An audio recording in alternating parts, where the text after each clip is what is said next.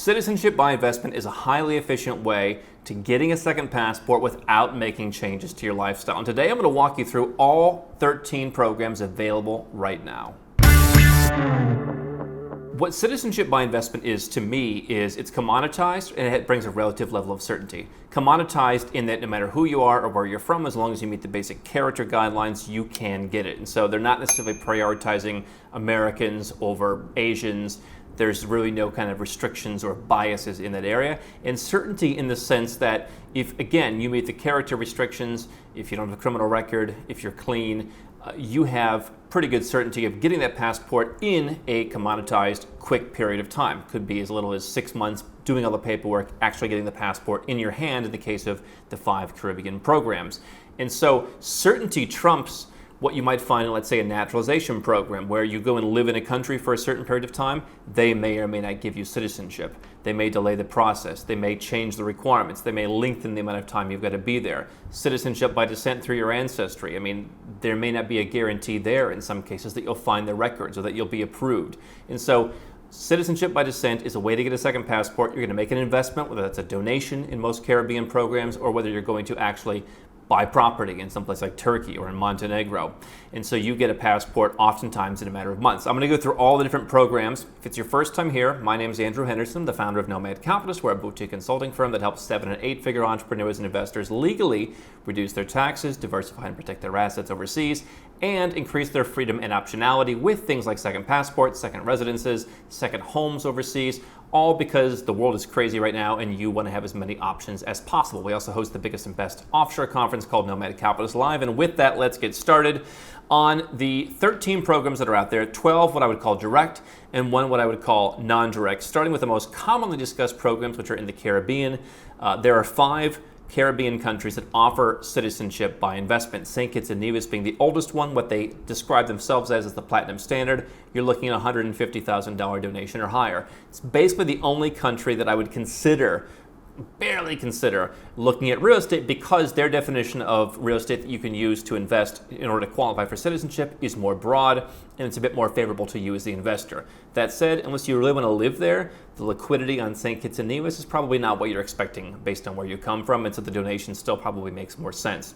But in the Caribbean, you're going to make a donation in most cases. I really can't remember the last time that we had a client who actually decided to buy some kind of property or start a business in one of these countries or do any of the things that you're allowed to do, precisely because when you hear buy real estate or start a business, it's not nearly as open as what you would imagine. Okay, it's much more restricted and therefore not as appealing to most people. Even the bond option really generally gets beaten for most people by the donation option. So St. Kitts and Nevis, $150,000 or more. If you have lots and lots and lots of dependents, which could be children, which could be dependent parents, this option will allow you to add people on after the first couple at a much cheaper price. You also have Antigua and Barbuda. These two are the 2 best passports for travel purposes. There's not a huge bunch of difference between them, but Antigua and Barbuda starts at $130,000 for a family of 4. It's the most affordable for a family. It's also the least efficient program. And so it is the only country that allows visa-free travel to South Africa out of the 5. And so if you go to South Africa, if you have business in South Africa, if you are South African and may one day not be, or you've got a spouse from South Africa, whatever, this one may be worth considering. Other countries, the most affordable for a single, Dominica and St. Lucia. That's the one that I did. I did St. Lucia many years ago. $100,000 and up. And you can add on additional people from there. Those passports aren't going to be quite as good, although you have the last one, Grenada, which starts at $150,000 and is perhaps looked at by some governments as the cleanest program. Grenada offers visa-free travel to both Russia and China if that's of need to you. Maybe not so much right now. Dominica recently got that status, so both of those passports offer that. And so if you are from the United States, for example, these are passports where you don't have any of the optics of a high-level passport like in the United States where everyone knows the country and that can be good. And it can also be bad in some cases, like when there's a war going on or whatever happens. So these are countries that are under the radar. A couple of them are tax-free. Others have very few taxes. And if you don't live there, none of them are going to tax you, right? Just because the United States is the only country in the world that taxes its citizens no matter where they live, and so these countries don't do it the same way that Canada, Australia, whatever, it wouldn't do it. So most people aren't going and living in these countries, but if you do, you have access to 6 countries in the Organization of Eastern Caribbean States that you can kind of move around in. And so you can get those passports in a matter of months. Some are more efficient, some are slower, some are more crypto-friendly if you're a Bitcoin investor, some are not. Some are more open to certain kinds of backgrounds. We've had people who, urinated on a police car in 1972. There's some that are more open to that. Obviously, if you've got a serious criminal record, it's going to be hard to get through any of them, right? So that is the Caribbean, and those are some of the most straightforward. You don't have to go there in the case of any of them except for Antigua and Barbuda, 5 days in the first 5 years. So if you really don't want to change your lifestyle, we help people all the time, handle all the paperwork, we're tracking down documents. It is a process of proving who you are, proving your background, proving your wealth. But you can do that, especially from a Western country, literally without leaving your country. So those are 5 programs in the Caribbean. You've got other citizenship by investment programs starting in Europe. And so Montenegro's program will wrap up after a 1-year extension at the end of 2022. It is a hybrid. You're both making a donation of 200,000 euros and you're buying property, which is, as we say, approved real estate. What does that mean? It means you cannot buy my apartment in Montenegro and use that to qualify for citizenship. You must buy something on the list of approved properties, which means it's expensive. And so there are some deals that I like better than others. Some of the people there I happen to know. But if you go to some of these yacht clubs, for example, you might pay 450,000 euros. You might get a 50, 60, 65, 70 square meter property. So, anywhere from 600 to 800, 850 square feet, something like that is what you're going to get. You think for 450,000 euros, you're going to get some amazing place. It'll be nice. It'll be in a great location, perhaps, but you're just not going to get a lot of value in terms of huge space, right? You think, for 450,000 in Montenegro, you're going to be buying in some of the top locations because that's what's on the approved list. You're not going to be buying a vacant piece of land somewhere and building your dream house. That's just not going to work. But Montenegro can command that price because they are, have long been discussed as a future EU country, and they may get there. And so that is going to be pricey, and that one you will need to hurry to get in.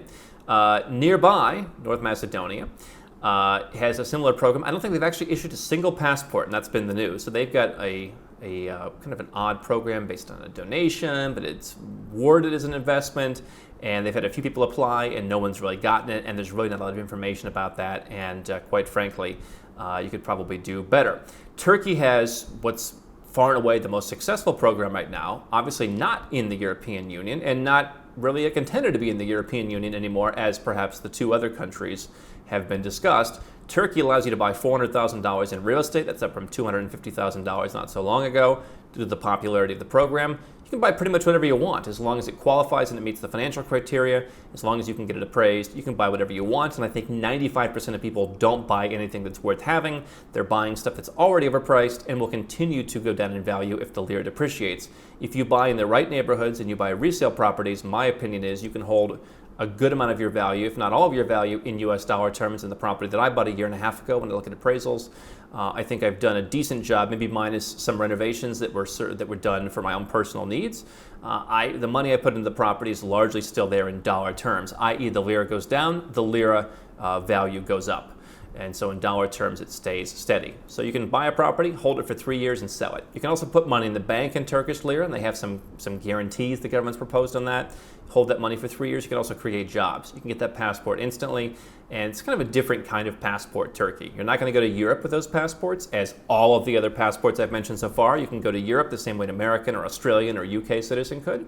But you're going to be able to go to a lot of other countries. And so if you do business in, let's say, the Middle East or in Southeast Asia or in South America, that passport's going to be just as strong, if not stronger, than some of the Caribbean passports. And unlike a donation, you can actually buy property and then sell it later if you want. You've also got in the South Pacific, the nation of Vanuatu. They've had a couple of different programs for years, and quite frankly, as much as the price isn't really that much more than some of the cheaper Caribbean programs, it's just mismanaged. They have had their access to Europe suspended. Their visa-free access to Europe is suspended. You can get a visa, but the fact that they have really had no checks, they've prided themselves on get a passport in a month. And so when you're a small country and you have access to Europe and you just promise, hey, send us a few documents and we'll issue your passport, I was in Vanuatu a number of years ago and I said, guys, this program is it's mismanaged. I think you should improve it. And now everyone's starting to say the same thing, including the European Union. And so unless you want to live in Vanuatu, tax-free country, they have practically no taxes of any kind. You get visa-free transit through Australia and New Zealand. Let's hope that sticks. Maybe there's some value for a select number of people, but by and large, I don't think you'd want to be a citizen of Vanuatu. Or at least you wouldn't want to spend the money when there's better comparative options. You've got other options that are very niche. So Jordan has a program. You're looking at generally a 7-figure investment. And you think, well, who would want to invest a 7-figure sum to be Jordanian? There are people who are doing it. Egypt, you're going to be looking at, generally speaking, if you want to do real estate, certain types of real estate, not necessarily bad deals, but $400,000 and up. There are other options, about 4 or 5 options in Egypt. And then Cambodia has a program where it is now in question whether the donation option is still around. It was always rather opaque. There is an option if you invest about $312,000 in a functioning business, i.e. a factory. You can do it that way. And their program is interesting, let's call it that way, right? You can get a name change, which I generally don't recommend. So most people are not going to want to become Cambodian, although you can buy land, which is rare in Asia if you're a citizen. Egypt and Jordan, those are other programs. You also have, in addition to those 12 direct programs, you also have call it non-direct program, which is Malta. Malta does not call their program a Citizenship by Investment program. They call it an Exceptional Investor Program, so the MEIN. And you are going to make a donation, not an investment. People get confused by the word investment sometimes. You're making an investment in the country. Turkey, and to a lesser extent Montenegro, you can have some chance of getting back that capital. Egypt, the same. Cambodia, if you're starting a business, the same. Vanuatu talked about rolling out a real estate program. Not a lot of news on that. So there are a few of these programs where you can get the value back. To me, you're buying an option. You're buying freedom. You're buying the fact that no government can control you. And for a lot of folks, just spending $100,000 plus the fees and documents and all that is better than tying up money somewhere. But Malta's program is a donation, starting at 750,000 euros and then going up about 50,000 euros per dependent spouse, what have you, from there. And so this is the only one that is a member of the European Union, a member of the Schengen area. Bulgaria, which is not a country, part of the Schengen area, and does not have visa-free access to the United States. They recently discontinued their somewhat similar fast-track program. They have a slower track program that you can use without having to really live there. But there's a few things that are unclear about that. But Malta's program, you can become a citizen in about 18 months, maybe a little bit less. You are going to need to spend a little bit of time there in that, but you're not moving there for a full year or anything like that. You're spending a nominal amount of time in Malta. You're also going to have to either buy or rent a home for the first 5 years, make a charitable contribution, and then they're going to keep monitoring you for 5 years after you get the citizenship, as well as inform your country of tax residence that you have gotten citizenship, which for some folks who aren't allowed to have dual citizenship in the country that they're a citizen of, which is also the country that they pay taxes in, i.e. if you live in the Netherlands and if you live in the Netherlands, you couldn't get it because you're already an EU member. But if you live in a country where you are a resident and you pay taxes and you're a citizen and they find out, potentially that could affect your citizenship status there. So Malta is by far the most transparent program, but you do get access to the European Union, which means in 18 months you could decide, I'm moving to France, I'm moving to Estonia, I'm moving to Ireland, I'm moving to Italy. Now, many of these other countries in Europe have options where you could get a residence permit. And so someone might say, I'm going to get a citizenship in Dominica, and then as a Dominican, get a residence permit in Portugal, and then actually go and live in Portugal. Or I'm going to go and get a golden visa in a country in Europe, and then live there and work towards citizenship in a slower way. So there's many different ways to live, visit, have access to, and eventually become on a slower timeline a citizen of Europe. But if you don't want to wait and you can afford that higher price tag, then Malta's MEIN program is a non-direct, the one non-direct program on this list. And so you want to understand your options as what's the difference between residence, what's the difference between citizenship?